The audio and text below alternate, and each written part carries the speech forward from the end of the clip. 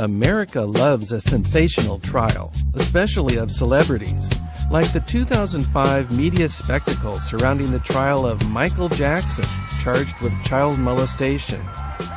After the expense of millions of dollars and weeks of testimony, Michael Jackson was found innocent, but Jackson's reputation and career have been seriously impacted, possibly forever. Have you seen my childhood?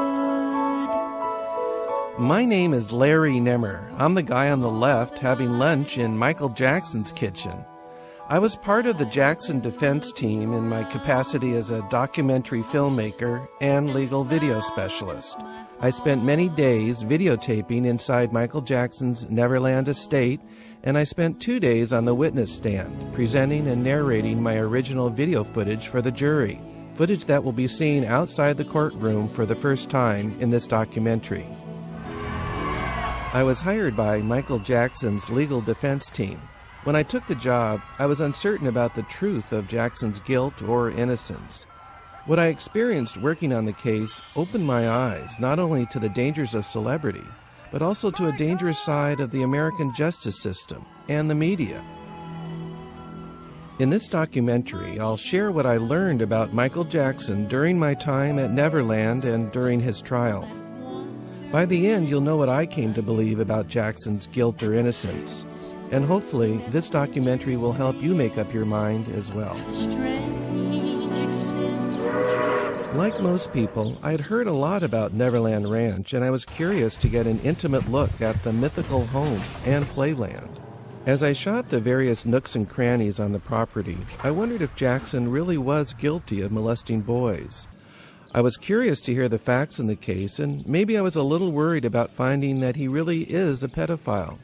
After all, he was being charged with 10 counts of child abuse, and he faced a lifetime in prison that many felt he couldn't survive. Having raised a couple of kids myself, I know that child molestation is truly a horrible violation. Could Jackson have crossed the line? After all, there had been a financial settlement with an earlier accuser in 1993. But I also saw that Michael seemed sincerely childlike and innocent. It was hard to imagine that he would willingly violate kids whom he seemed to adore. Oh, you know how to do the moonwalk. I learned it from you guys. Much of the footage in this documentary was given to me by the attorneys in the case. For the first time, you'll see the sheriffs meeting the accuser. What Michael Jackson has done to you, okay, he's the bad person, not you. And you'll hear Jackson's accuser telling a story of molestation. He grabbed me. He grabbed you? Where did he grab you at? Private area. He grabbed you in your private area? Sheriff's Department. You'll see an army of sheriffs raiding Jackson's personal living quarters at Neverland Ranch. You'll meet the mother of the accuser. Where were they when I had to walk about 3 hours to get to the doctors for my children, and now all of a sudden they're caring and concerned because Michael Jackson. You'll view outtakes from the Martin Bashir documentary. I would never do it. I would slit my wrist if I were hurt. You'll see an exclusive interview with Jackson attorney Tom Mesereau. This was not the kind of situation that Michael Jackson belongs in. He's extremely sensitive, very gentle, very childlike. And you'll meet jury foreman Paul Rodriguez. We felt that Michael was still a kid in a man's body. Michael's defense team hired me to create a Neverland tour video to counter the unsavory impression created by footage shot by the Santa Barbara County Sheriffs, who deployed over 70 officers for a surprise raid of Neverland Ranch. You don't have a job until we secure this house. The jurors saw footage like this scene where sheriffs would round a corner ready to draw their guns. I guess on a potential child molester, or maybe they were expecting to find a cowering Michael Jackson. Sheriff's Department. I've never seen a case where 70-plus sheriffs show up to raid someone's home like this. I think they wanted to create the impression that Michael Jackson was a dangerous person. And everybody wanted to be part of the Michael Jackson investigation and ultimately the Michael Jackson case. They wanted to create the biggest case in the history of the world, and everybody was just mesmerized by being part of this unusual event, and it was very, very disturbing. My footage was also intended to offset the insinuations made in a documentary by Martin Bashir. The Bashir footage included this famous scene of Michael holding hands with his future accuser, Gavin Arvizo. Is that really appropriate for a man, a grown man, to be doing that? How do you respond to that? I feel sorry for them because that's judging someone who wants to really help people. The Bashir tape, we felt that he was leading Michael into the situation of admitting that there was a problem, that something went wrong, that he did bother some kids. They did sleep in his room, and there was more going on than just sleeping in his room. And we felt that he just literally led him in that direction. When I got the job, I knew about as much as most people about the career of Michael Jackson. I knew that Jackson had been a big star from an early age, but he had missed out on a normal childhood because of his early stardom and the strict and abusive control of his father, Joe Jackson. I just wanted to have fun, or know what it's like to have a buddy over, or a slumber party, or a birthday. I knew that after performing with his brothers in the Jackson 5, he went on to a huge career as a solo artist, and that his album Thriller was one of the most successful albums of all time. I knew of his landmark work in making music videos like Beat It, his humanitarian work like We Are the World, and his incredible dance moves. Even my own home movies feature a performance of my son trying to mimic some of Michael's dance steps.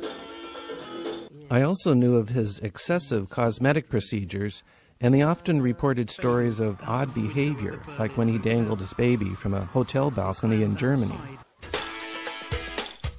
When the Bashir documentary, Living with Michael Jackson, came out in 2003, there was a big media and tabloid blitz about his relationship with 13-year-old Gavin Arvizo and about Michael's unorthodox thoughts about sleeping arrangements.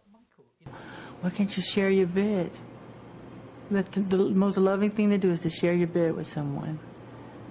You know? You really think that? Yeah, of course. You're taking the position that you use every single night that you go into.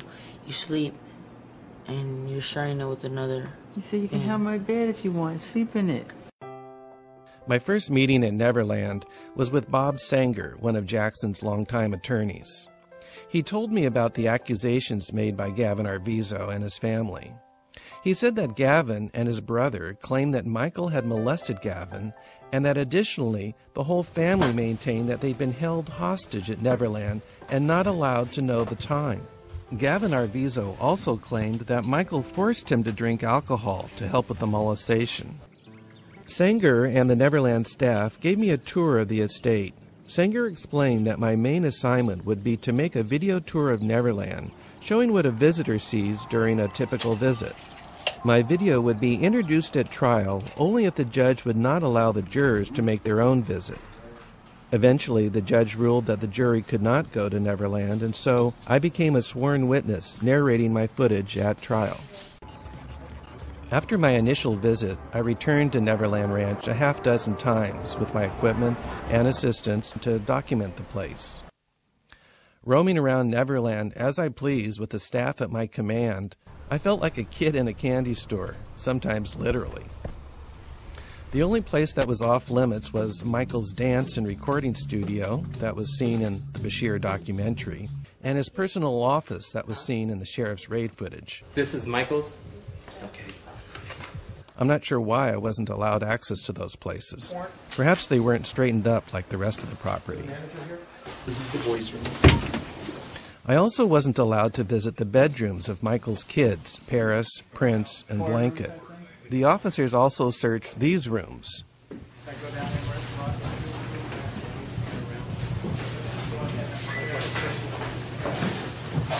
But I did see signs of Michael's kids throughout the property, including this touching note from Paris to her father, Michael Jackson, expressing her love and best wishes to her daddy, whose health declined from the stress of the trial. Otherwise, nothing else was off limits on the 2,700-acre property. I made this shot when I was told that the Neverland staff often come out to greet important visitors, and truly, the jurors watching my video were going to be important guests. By the way, the majority of the staff that I met seemed to be kind, down